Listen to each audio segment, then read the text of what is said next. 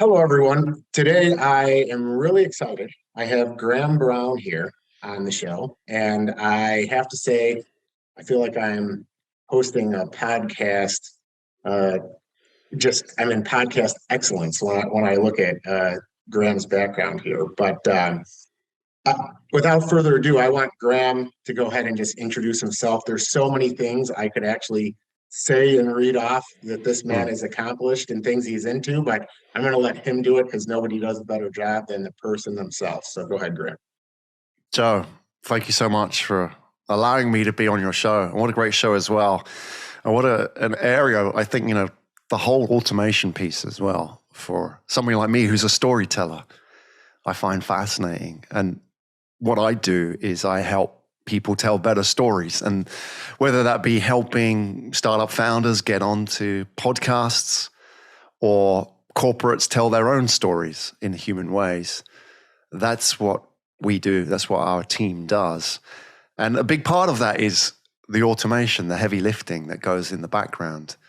You don't see it, but when you see it, there's a problem. So it's kind of hidden in the background, but that creates the ability for people to go out and tell stories. Because when you're telling stories, you don't want to be worrying about the detail. You don't want to be worrying about the process. So that's what we do, storytelling, but using a lot of data, using a lot of automation workflows to get there. And I'd be happy to share that with your audience today. Well, I'm looking forward to you diving into that because I am interested in that AI piece. Obviously here I am. I've got a podcast that I think over 30 episodes. You're over 2,000 episode podcast guy from the research that I did. And when I was looking and I see, okay, you have AI on this. Explain how that works for me. Well, I graduated with AI an AI degree in 1995, which is so long ago, Joe. Yeah, where does the time go? Seriously. Well, that's a whole podcast. It's just blink of an eye. I was a 20-year-old young buck, and then I'm this 50-year-old guy now. And it just seems like I'm the same person inside, right? And you don't sort of change, like you don't notice the change. But the point is like, if you go way back, 95, like nobody was talking about AI. It was very academic, philosophical almost. There was a big overlap between philosophy and AI, which is great actually, because today AI is very much about machine learning and in the weeds of doing, like the algorithms. But when I studied it, because the computational power wasn't there, a lot of it was about the philosophy of intelligence. What is intelligence? Why are we intelligent? These sort of existential questions, which I think you need to ask. Why are we doing this? Why are we creating automation or machine learning? What's the purpose? So I graduated in 95 with that, and there wasn't any work in AI in 95. There was no Google, Facebook, any of those guys. I mean, it would be very different now. If I was a 20-year-old kid out of college, I'd be commanding any salary I wanted in these companies. But back then, the only opportunity really was to go and teach AI again back to students, which seemed a bit pointless. And the only other job they gave me as an opportunity at the time in 95 was teach English in Japan. And I took it. I was very excited. I wanted to get out, and Japan in the 90s was still, very much the leading edge of technology. It was still Japan Inc., all those big global brands like Sony and Toshiba that we grew up with. So it was an opportunity to get out there, and teaching is, I think, the real test of storytelling. You remember from your school, I'm sure your audience does as well. Like, you remember at school, there was that one teacher who, you looked forward to his or her classes, right? I don't know. Who was it for you, Joe? You remember that teacher? So, first of all, I was always really enjoyed the shop classes. So, first of all, it would be Mr. Armstrong, which was like Mr. my drafting Armstrong. teacher, but it's because it was never about the drafting. He always had some story. He talked about the stories. He would I love talk that. about his Volkswagen that he was fixing up. So you'd be there doing your drafting work, but he'd be sitting there talking about the Volkswagen him and his son were going to fix up and take across the country. That's So, awesome. so yeah, I mean, so you do remember the story. You remember more him than as you- well, right? Yeah, Mr. I do. Armstrong. I remember him now. I'm sure the audience does as well. That'd be pretty cool. Hopefully, I could look him up and send him this podcast. And it's been Oh, good. wow. I How remember cool it. is that? That's the Yeah. power of story, though, isn't it? That all those other teachers were, not all of them, but so many were doing it by bullet point effectively. That's how we present, isn't it, in business? That's how we sell in many ways. And that's how we convey information by bullet point, PowerPoint, the plan. But Mr. Armstrong, it's this Volkswagen that he was doing up with his son. Even I remember these details very vividly, right? That's the power of just a very short story of conveying information to people. So, when I learned through teaching is the power of story, especially communicating across borders and barriers. And then later in life, how to apply that in business. Because you can see now how we struggle to communicate, to influence people, and to bring people together. We live in a world that's the opposite almost of all of those, isn't it? We're very disconnected because of what's happened in the last couple of years, very divided, in many, many fronts. And we struggle to influence people. So storytelling is a great way to communicate through all of these boundaries, through all of these borders. Yeah. So knowing that, then I'm interested, obviously, you just explained, you had zero avenues to go with AI and everything you learned. You went to Japan, you were a teacher, but now, bring us to present, what you're doing. I mean, I have to be honest, and it's like, okay, to me, I look at a podcast, I get on, I let somebody tell their story. I usually tell a little about mine, and I want to build a relationship, right? I mean, we've been on for 5 or 10 minutes, and I feel like we're besties, So, Yeah. so that being said, though, where's the AI component to that? Like what are you doing, with you and your team, to what are you taking out of that? Yeah, it's a great question. I wouldn't say we're using AI because that's probably more of the top end of general intelligence. For the listeners, the difference, what I would say, between AI and sort of basic machine learning and data is that AI would probably have more conceptual intelligence. We're not really using that. We don't need it at this stage. Yeah. Of what we're doing. But like a lot of, if you look at, for example, that app on your phone, that delivery app, that's not really using AI. That's using a combination of machine learning at best, but mostly data and pattern recognition. So I would say, if you lift the hood on what a lot of what people call AI today, single digits of that is real AI, maybe 1 or 2%, but maybe 40, 50% of that is machine learning, but the rest is just basic pattern recognition, which is basically, if this, then that, right? Yeah. Which is just very basic. You could, if you're a coder, you can write a script with that without any kind of learning. It doesn't learn.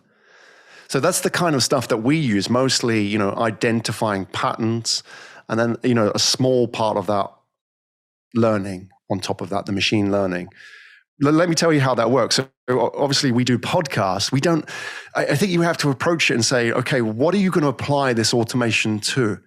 Are you going to have a bot on the podcast talking to Joe here? Hopefully not. That's kind of what people would naturally think the application of automation is, right? That It's about automating everything, about applying machine learning to everything. But I like the story. There was an apocryphal tale of Winston Churchill, who was asked during the war, and this is apocryphal, so the sources are very vague. He was asked during the war to cut budgets to education and to culture and arts because they could then fund the war effort. And he turned around and said, then what are we fighting for? And I think it's the same with automation, is that we have to ask, what are we automating for? We shouldn't be automating the human touch here. We shouldn't be using data to replace that. You and me, Joe and Graham talking now, that will never go away. But what we should use the data for is to automate all the heavy lifting that gets us here. So that's everything from, finding your podcast, to seeing if there's a good match, to communicating with you, to understanding my key talking points from all the podcasts that I've done, building data sets and profiles and matching those patterns with podcast hosts. So that's automate to elevate, automate the work to elevate the flow. And this is flow, and so now I get it, because you're automating the network building.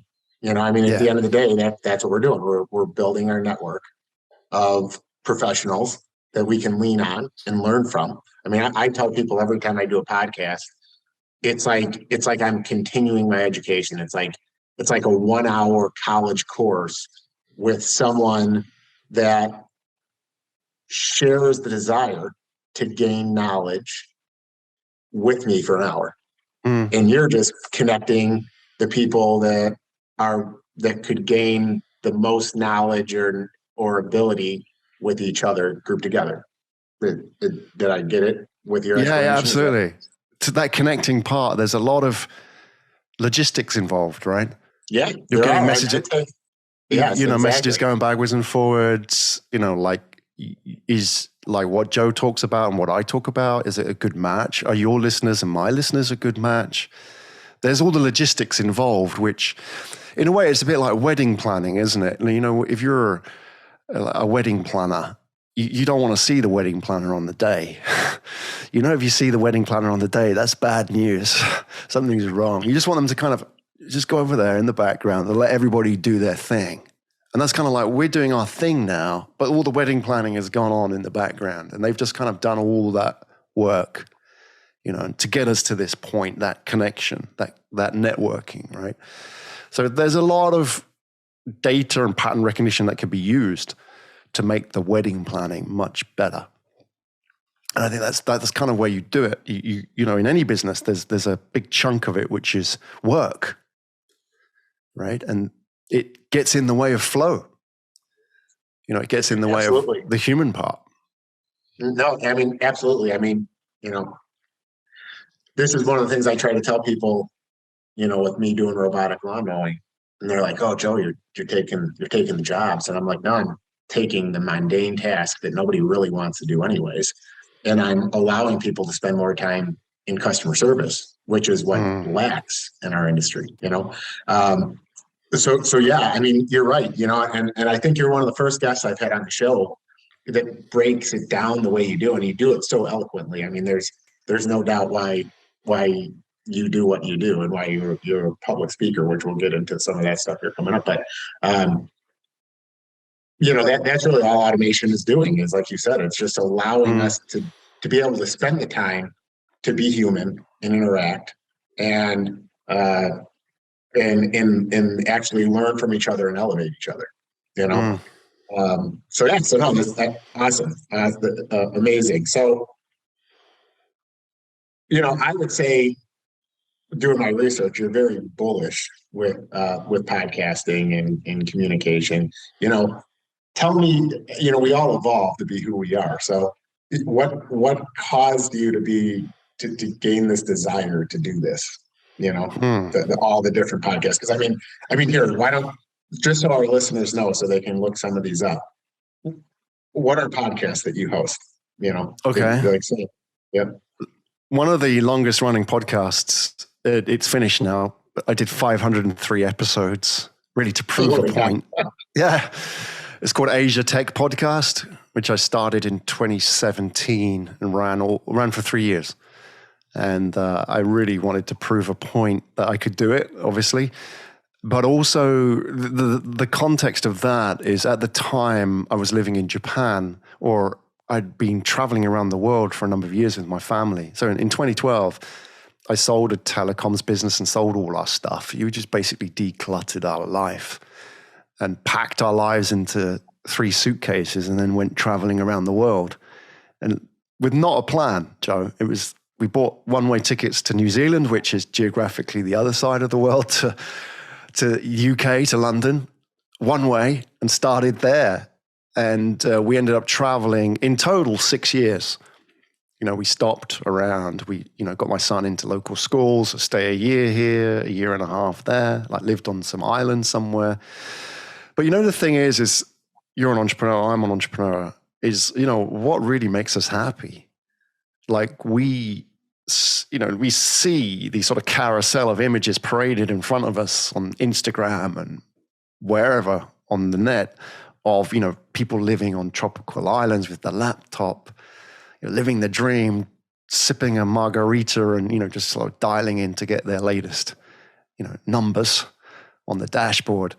But the reality is that I feel for us, that doesn't really make us happy.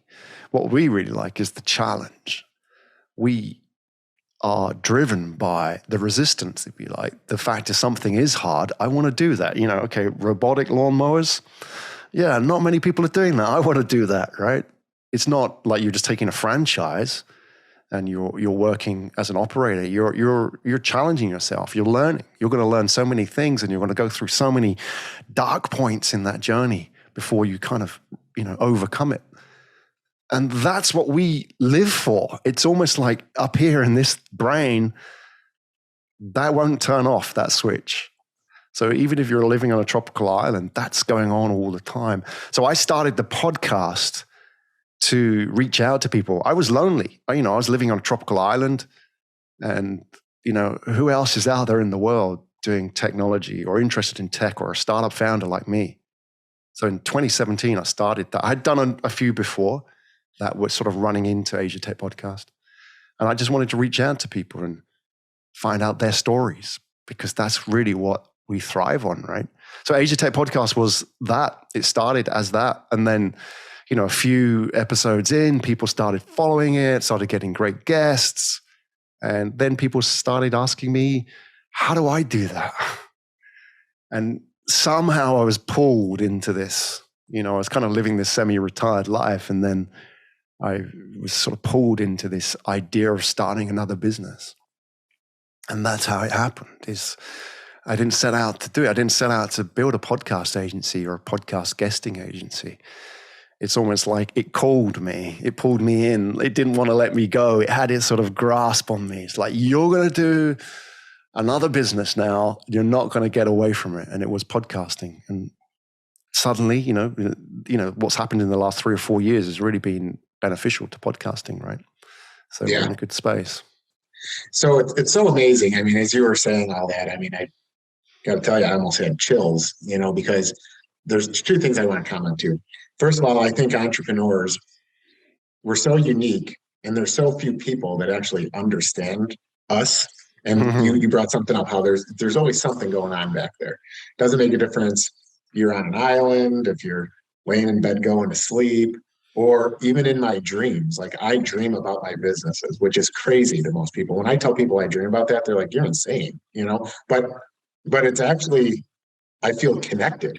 I actually say, I'm not insane. I'm actually connected. Some days I'm like, the universe is like directing me to where I need to be, So like hearing you say, like, I just kind of got pulled into it. Like, it is that I have a podcasting business, I look at my journey with robotic mowing, tell you a little about that, is that, I went to school for small circuitry and analysis, became a union electrician, hated it, started a snow removal and landscaping business, loved it. And I love it for the people. I love building teams. I love my people, And then robotic lawn mowing comes out. I'm like, oh my gosh, I have all of the skills that no one else has to do this. Okay, I'm a team builder. I'm a problem solver. I'm in a service industry. I went to school for this. The universe is telling me to be here. And that's one thing I want my guests, my listeners to realize is, don't fight it.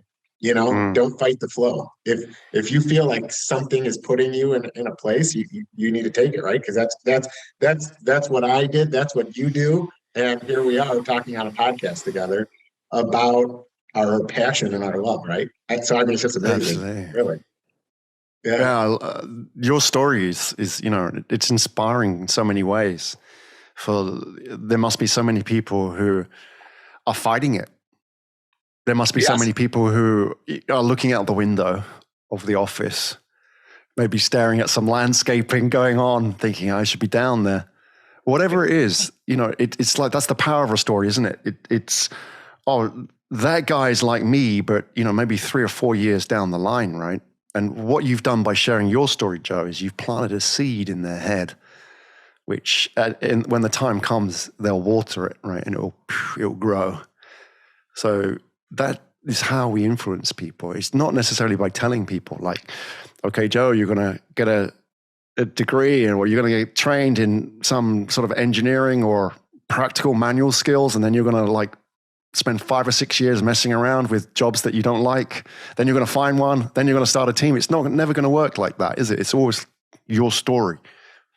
And that's really what connects with us. And I feel that, people will connect with my story in different ways to yours as well, because with different avatars as well.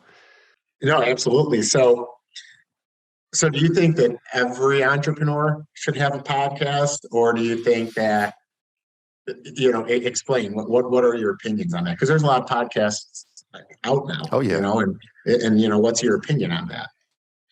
Well, we have about 4 million podcasts now. And obviously now that the challenge is the average listener will only have, I think the average now is between 6 and 7 podcasts on their subscribe list on their feed. So the real estate for new podcasts is very, very narrow to get discovered, right? So it's getting easier to produce a podcast, and therefore it's getting harder to promote a podcast. Basic supply and demand. To answer your question, should every entrepreneur have a podcast? I think every entrepreneur should have a voice, and they should be on podcast. If you asked me 4 or 5 years ago, Joe, I would give you a different answer. I'd say yes, because there isn't a podcast about automating success. So somebody needs to make it. Or there isn't a podcast about, XYZ, whatever your niche is, right? However, now, I think if you're starting out and you want to build an audience, it's easier to go out and get on other people's podcasts because, people like Joe have curated and nurtured this community. They've taken care. They've looked after this thing and they've weeded it, just like a garden, which is what they care about this thing, right? And they've grown it. And there are millions of podcasts out there like that. So I would say a great on-ramp to having your own podcast is to go out and speak on other people's, because, you get to, firstly, you get to network with potential partners like Joe. You also get to learn how they do it. So you get to, understand what works and what doesn't work. But you also get to empathize, you're the guest, what's the experience like? And importantly, you get access to other people's audiences because, in this game, audience building, 1 + 1 = 3. Your audience, my audience. It's not like they're taking away from each other. If they're interested in one thing, they'll come across and listen to my stuff, and vice versa, right? My people listen to your stuff, and they don't go away. So, answering your question, I said, yeah, absolutely, get out there. But consider doing guesting first. And you may decide, actually, this is so much easier. This is like automation for me. I'm not doing the hard work here. I'm just turning up. So there are options now.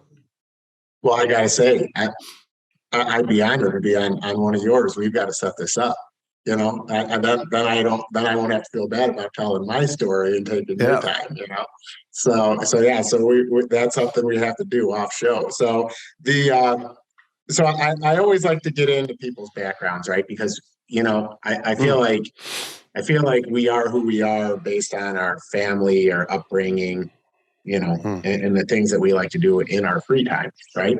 So kind of take us a little bit to your, tell us about your family and your upbringing, Tell me about you post-graduation or pre-graduation. Pre-graduation. Before 95, Tell me about the young Greg, Prehistory.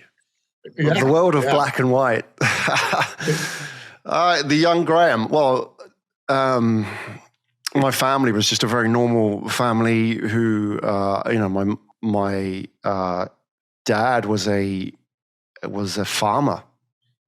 And, like the thing about farmers, that I mean, he would retire, he had left farming as a young boy. His family were farmers, but, that inculcates you with a certain mindset.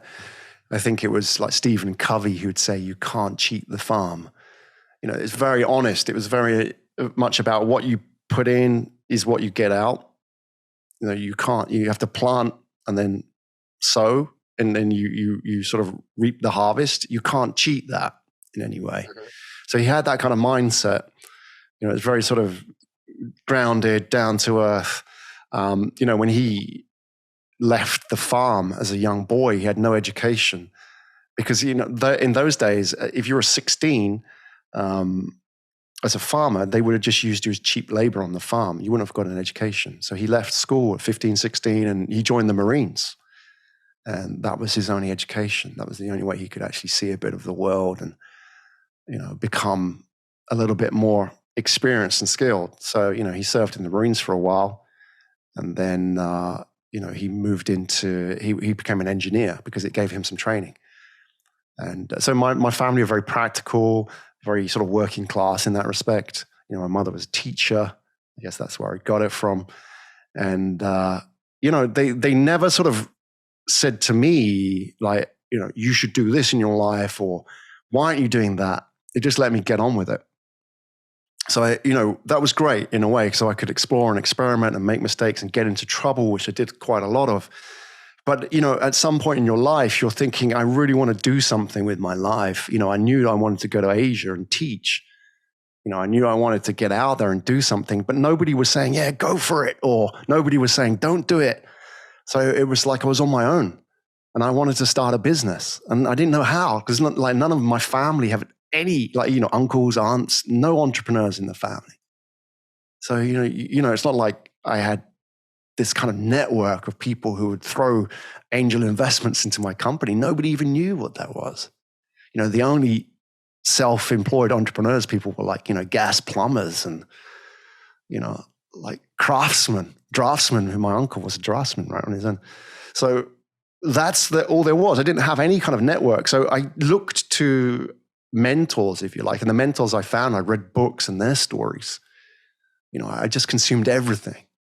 I consumed everything I could about they weren't called startup founders, but entrepreneurs and their stories. And that gave me this idea that for the first time, I think, around about the time of graduation, I realized in my life that actually I could change direction of what I could actually decide what I'm going to do, which is like, you think that's normal, right? You think that's kind of natural for people, but when you grow up and it hasn't been like that, then you never think like that. But I'd learned from these stories, even people like Henry Ford and, like you're going way back to the old school entrepreneurs, like, wow, this is how they think. And I learned all of that through them, through their stories. So that's how I kind of got into this. I realized the power of story because, my upbringing, there was nothing, nobody saying, yeah, like, I didn't have an uncle who worked in the city, in the bank, or, a cousin who was a successful dropout from Harvard. None of that. Yeah. So I guess you kind of have to make the best of that. And that's what I did. And, find resources where you can. So it's so interesting, and not to get too into it, but when I was starting my businesses, because I told you I was a union electrician for a while.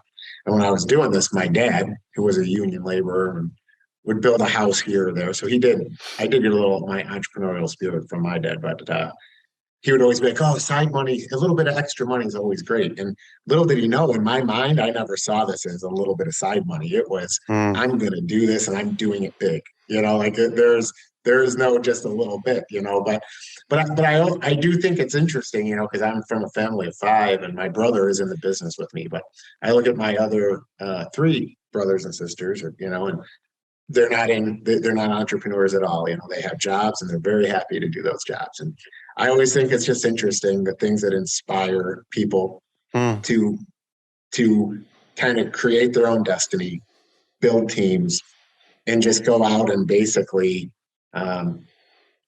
I don't know, I had this vision of like changing the industry, doing it different, self-performing, not subcontracting, doing all these things. So I just think it's interesting because to me, I think you got the entrepreneurial bug earlier than I did. To me, it was having to do a couple of jobs I really didn't love to be like, there has to be a better way. It sounds like for you, I mean, you were in school. I mean, you were still a boy, being like, I am going to just gulp up as much information as I can because I'm going to change the world, or But I didn't know how, though. That's or the thing, just Joe. start something, Just Yeah. do something. Yeah. Yeah. I Yeah. think So amazing. like a lot of people talk about, finding your why. And, I never found my why. And like you just got to go with your instinct and what feels right. It's pulling you in the direction. And there's a lot of people, there's a lot of finding your why content out there when it can, in some ways, it can stop people, because what am I going to do? How am I going to change the world? Well, maybe you'll discover that later on the journey. You'll join the dots looking backwards. But for many of us, it's really just get started. Just find your start, get out there, do something, take a step forward in the right direction, and it will come together. You're not going to go in a straight line. It's going to go all over the place. Success is not linear. That's Never. for sure. The thing is, though, if we played back the audio, and once this is done recording, we could. I feel like you kind of identified your why and my why, and I think most entrepreneurs' why, which is the challenge. I mean, you said you haven't identified your why, but you also said you like the challenge. Well, there you go. I'm learning. So I mean that is what it is, right? I mean, I look at it too. My brother says to me all the time, like, we have several successful businesses, and he's like, why? It's like even with you have several podcasts now. Why do you need to do another one? Well, because starting something new is a challenge. Yeah. And if I did it once, I can take what I learned on the first one, and now I'm already ahead of the curve on the second one. But then when I start the second one, okay, there's new things I learned. And now that was a challenge. But then once they start to run, at least for me anyways, once they start to run, once my team kind of takes them over, I kind of become bored of them. Yeah. I still, they're something I nurtured, but I want to build the next one. But there's an identification of you as an entrepreneur, that you are that early stage entrepreneur where you're, and I share this same feeling with you, is that your biggest value add is in the early days where there is no defined playbook, and you need to take a lot of risks to write the rules for this game, which is, I'm going to redefine this industry, I'm going to reframe it. And those entrepreneurs are different to the later stage entrepreneurs who are more operational, right? And I think that is part of the learning process, understanding what kind of entrepreneur you are.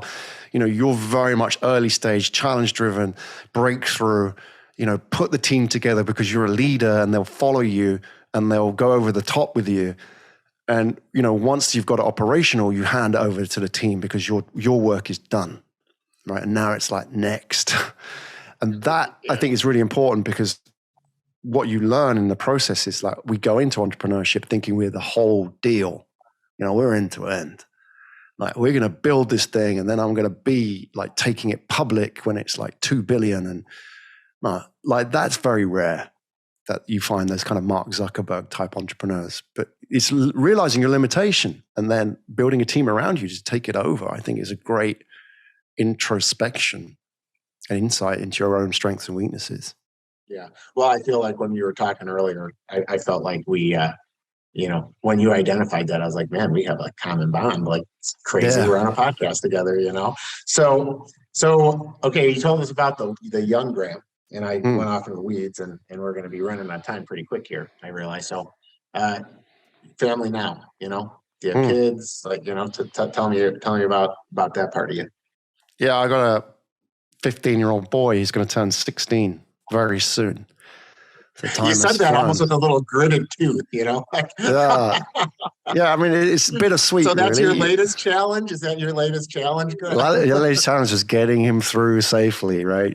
Doing my bit. And like when I was 16, I was a real troublemaker, but he's a good kid, and, he's everything that I wasn't in that respect. And so, I think that's kind of the way, isn't it? That children kind of do the opposite with their parents, and they kind of end up like their grandparents in many ways. Strange sort of like that kind of reflection on each generation. But he's like that. So it's great to see. I mean, he's half Japanese, half English, if you look at him. So he sort of lives in this twilight world where, he doesn't have a very strong, national identity. He's living here in Singapore. But at the same time, you can kind of make the best of everything. You can look at that and say, well, that's a weakness because, I don't have this very strong narrative of who I am and where I come from. But at the same time, you kind of operate between all of these worlds, and he can be, Asian, Western, whatever it is. He can be Singaporean. He can adapt to all these different cultures. We lived in Spain as well, so he speaks all these languages. He speaks like English, Japanese, Spanish. He's learning Chinese. I just think that that's kind of, if you ask me what skills does he need to, now that he's turning 16 and he's sort of, approaching the working world, it's like, is he going to learn a specific skill, or is he going to have this kind of mindset, these meta skills, if you like? And it's the meta skills. It's like this ability to operate in a world where there are no fixed rules. Things change really fast. Look at what's changed in the last couple of years. And then we haven't even talked about, geopolitical situation in the last few months, or, the macro shifts in trade between the West and the East over the last 10, 20 years. So you need people to thrive in that rather than just kind of hold on. You need people who can see beyond national identity, see beyond, I'm this and you are that, or people who can make connection across boundaries. And so, I think that, whatever he learns at school is going to be secondary to, how it teaches him, or how I teach him, we teach him as a family to think in those terms. That's what's going to set him up for the future. Not, the basic math, English, all that kind of thing. But really it's those skills which they don't teach at school. In some degree, that is storytelling. It's that ability to present yourself, to connect with people, to empathize. All these skills that they're, crying out for in business now. That hopefully he's got that in, from his experience living in different places of the world. I've told my daughter and I've told my stepsons, looking back, the things I got most in trouble for in school, which was talking too much, not paying attention, trying to be the funny guy in class. These are actually the things I got in most trouble for are actually what's made me most successful. I love that. It amazes me. I feel like, I had to do a conference for my daughter, and this was a long time ago. She was still in grade school, and the teacher was like, she's doing really good. She's getting A's, but she can be a little disruptive in class because she talks too much. And I was like, I'm so proud of her. I'm so proud of her, And the teacher just couldn't understand that. But to me, I was like, okay, she's gonna be me, and I don't want her to be just like me. I want her to be her own version of her. Yeah. But it was a proud moment for me, because I think I turned out all right, Yeah. But yeah, nobody wants to stress those soft skills and those interaction and interact with people skills. Right. But it's seen as a problem, right? That's like you say, if you're talkative, it's seen as a problem. It's like you're not playing the game. School very much is designed to, train the next generation of workers, right? That's what it is. And therefore, it is training people to go to college, and, you're going to invest all this money in getting your kid into a branded college, that kind of admissions nonsense going on, such that when they leave college, that, those people that have done really well at playing that game are the ones who, their family have sunk in so much money into their education that they're so scared of them dropping all of that and then starting a business, that you know that person is good material to work in a bank or, a very safe corporate job, because they're not going to leave. They're not going to leave for years and years, and they've played the rules for the last 20 years. They're going to do it for another 20, right? And so therefore you as an entrepreneur, especially that early stage entrepreneur, you've proven that you don't play the game. You're intelligent enough to learn the game, but you look for ways to break it and to find those loopholes. And that's the guy that talks in class, right? That could have turned out either way. You could have gone the other way. You could have been the trouble kid. But luckily you had good people around you that saw you through that. Well, I really had to stay eligible for all the sports that I loved, so I that's what always kept me in bounds, is I got to be able to play those sports. So listen, I'm respectful of your time, and I know you've got to be out. And honestly, I've got to tell you, there's literally another 30 questions that I wanted to ask, but we've been in such flow. I can't believe how fast the time has gone. Yeah, man, it's good. So I do have to say, if you're ever up to it, maybe we need a part 2 of this. So I can let's do questions. It. We're just getting started. I do feel like we're just getting started, but I always round out, and I think you're the type of guy that's going to have a good answer for this. I always ask my guests what they want their legacy to be in the end. All the dust settles, everything that you've done. What do you want to be most remembered for? You mean like on my epitaph on the stone? Well, I don't know that I want to go that morbid or deep, but at the end, it's like, what do you want? What impact are you truly trying to make out there? One day when you want to hang it up and just not do it anymore, what do you want people to say? Man, Graham really, this is the imprint that Graham left. Yeah, it's a good question. I haven't really thought deeply about it. I'm just kind of living it right now. And maybe like when that time comes, when I'm in the box, I'll have an answer for you. In the meantime, we're kind of halfway there. I think, like living life as an adventure, it sounds like very trite and overdone, but, adventure really means to take risks, to, step outside your comfort zone and realize, these things aren't fatal. Like whether that be getting on stage, going on a podcast, for example, a lot of people are scared of doing that and realizing you won't die as a result of it. Or if you sell all your stuff and then go and travel the world, you're not going to die doing it, right? That may happen anyway, but that could happen anywhere, right? And that process in life of living on life on your terms, writing your own story, what it does is, you start small and you have that attitude, you live life as an adventure, and you realize these small things, like they build up, okay, I didn't die doing public speaking. Okay, maybe I can do more of this, right? Or I didn't die selling all my stuff. Maybe I can go and travel the world. Maybe I can live anywhere. And it makes you fearless. You live beyond fear, because like when you live, everything important in life is on the other side of fear, right? Everything you want to do right now to improve or to increase or to get better at something lies on the other side of this barrier of fear, whatever that fear is: fear of rejection, fear of loss, fear of looking stupid in front of your friends, right? So if there was a legacy, it's to show people that you can live life as an adventure, whether that be starting a business, traveling the world, public speaking, learning a language, whatever it may be. These are all mini adventures that we can take. And, why else are we here? So you were uneasy with the question a little. I have to say, for people that are not watching on YouTube, I felt like I saw you squirm in your seat for a second when I asked, but I think you answered that so, once again, eloquently, to reuse the same word I used at the beginning. But great answer. And you're right. At the end of the day, if you don't try it, you'll never know how you could be at it in the first place. Absolutely. So Graham, like I said, I wish we had 3 hours. I feel like I said, we were just getting started, but the Joe Langton experience, it will be, right?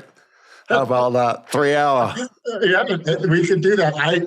I'm typically known to go too long as someone that wants to be the best podcaster I can be, that's some of the Yeah. feedback is, man, dude, you got to keep them down a little bit, so yeah, No, so it like might have to go be. into the rabbit hole, man. Like indulge.